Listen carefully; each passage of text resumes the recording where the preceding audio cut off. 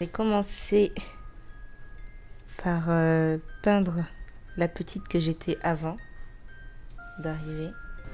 J'ai choisi le jaune parce que c'est une couleur qui est assez vive. En plus, ça rappelle le soleil, pays chaud. Je trouve que le jaune, c'était la bonne couleur pour montrer comment j'étais avant d'arriver en France. Ma vie en Guinée équatoriale, je me rappelle, c'était que de la joie. Les souvenirs que j'en ai, bon, c'était il y a longtemps, j'avais 6 ans. Mais les souvenirs que j'en ai, c'est des souvenirs vraiment joyeux, vraiment beaux, solaires. Ma famille toujours à côté de moi. J'étais tout le temps en train de sortir. Je me rappelle que j'étais une enfant très dynamique.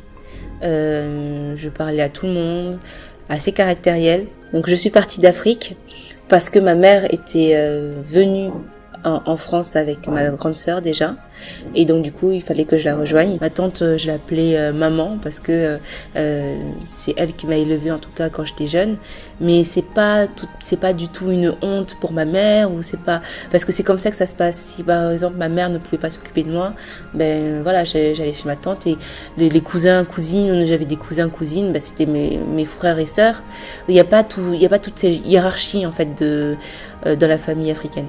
C'est tout le monde est frère et sœur, et tout le monde est ton père, ta mère. T'as pas d'oncle et de tante. C'est ton père, ta mère et ton frère et ta sœur.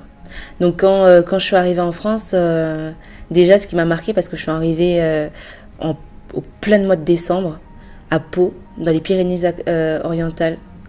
Donc la neige, le froid. Là j'ai vraiment connu le froid. Et c'était un choc quand même. J'ai découvert la neige. C'était assez compliqué. Je me rappelle que je suis tombée malade quand je suis arrivée, et c'était dû au choc émotionnel en fait du voyage, et peut-être au rhume aussi, la première fois que je chopais un rhume. Mais oui, c'était assez difficile, surtout que ma mère en Afrique, donc ma tante, me manquait. Donc moi j'ai senti vraiment que j'étais différente des autres quand je suis allée pour la première fois à l'école. Donc je suis allée en grande section de maternelle. C'était bon, je suis déjà allée à l'école en Afrique, hein, mais c'était ma première fois en France, et c'était assez compliqué parce que je ne parlais pas le français. Moi je parlais l'espagnol, parce qu'il faut savoir qu'en Guinée équatoriale on parle espagnol, et il fallait que je m'intègre. Et en plus j'étais noire, et ok, il y avait des blancs et des noirs, mais c'était pas... Moi, ce qui me choquait le plus, c'était qu'ils me rendaient pas mon sourire. Mais après, la différence physique, c'était pas du tout important, je la voyais pas. Ces images représentent les visages de personnes qui me faisaient des remarques et qui montent jusqu'à moi, quoi. Jusqu'au sommet de ma tête.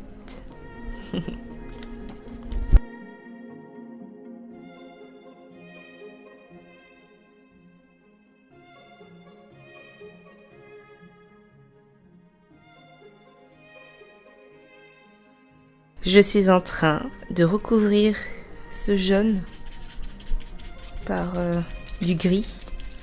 Je suis en train de recouvrir le bleu aussi, pour montrer un peu comment c'était autour de moi. Il faut gratter un peu pour voir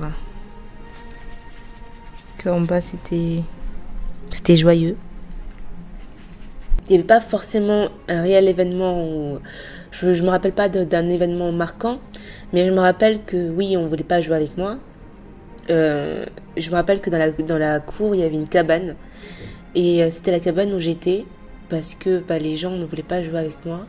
Et quand des personnes venaient dans cette cabane et qui me voyaient, ils faisaient, tu sais, quand on est enfant, ils faisaient ah, ils criaient, ils partaient pour pas jouer avec moi, quoi. Enfin, j'ai pas vraiment de souvenirs de ça, mais apparemment ma sœur et ma mère en ont des souvenirs. C'est que je me blessais volontairement, et j'enlevais volontairement la croûte de la blessure, parce que il y a la chair en bas, et en fait la chair elle était plus blanche. Et apparemment à un moment, je pense que c'est à ce moment-là où elle s'est dit qu'il y avait peut-être un problème, où je suis allée la voir et je lui ai dit ah maman, regarde, c'est bon, je viens blanche. Et après l'intervention de ma mère assez musclée, je me rappelle, il a expliqué à travers des livres d'où je venais, ce que je faisais, comment c'était l'Afrique. J'ai pu partager avec les enfants ce que je faisais, mes paysages, ce que je voyais en Afrique, comment c'était, etc. Et suite à cette discussion-là avec le professeur et avec tous les élèves, justement, c'est ça, en plus c'est ça qui est magique avec les enfants, c'est que à partir de cette discussion-là, j'ai pu retrouver en fait la petite fille que j'étais quand j'étais en Afrique, parce que ils venaient jouer avec moi, ils voyaient très bien que voilà, j'ai retrouvé mon sourire, j'ai retrouvé mon caractère, j'ai retrouvé des copines, et en fait ça a très bien fini. Là, je mets de la craie marron sur mon visage, parce que c'est en arrivant en France que je me suis rendu compte que j'étais différente et que ma couleur de peau n'était pas la couleur de peau universelle. Donc j'en ai pris conscience, en tout cas, je le savais, mais j'en ai pris conscience en arrivant ici. Là aujourd'hui, à cette petite fille, je pense que je pourrais rien lui dire, juste peut-être la prendre dans mes bras. Et c'est surtout en fait aux autres enfants qu'il faut parler, parce que les petits, on avait 6 ans, donc c'est impossible que des enfants à 6 ans pensent et agissent de cette manière-là tout seuls.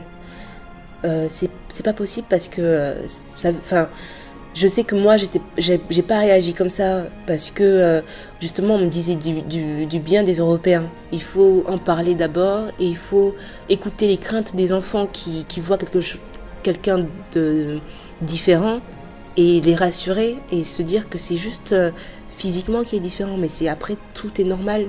Et dans la société, des personnes différentes, on va en croiser tout le temps, donc il faut pas en avoir peur, et il faut pas les brimer, il faut pas les chasser, voilà.